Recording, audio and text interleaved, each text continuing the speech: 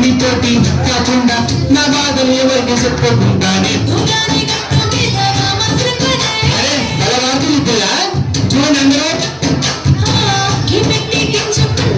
అందరూ నా భార్య చాలా అందంగా ఉంటుంది తన గురించి పోవడం ఏమో నాకు సంబంధం లేదండి సంబంధం లేదు ఆ స్టార్స్ మీది కదా అక్కడ అందుకని చెప్పేసి మీ పెళ్లికి పోవచ్చు మీ పెళ్ళి అయిందా తొందరపడకండి మంచి ప్రశ్న చాలా మంది చెప్తారు మీకు తీసుకెళ్ళి ఫస్ట్ వెళ్ళిపోయి విశేషం చెప్పాను మీ సార్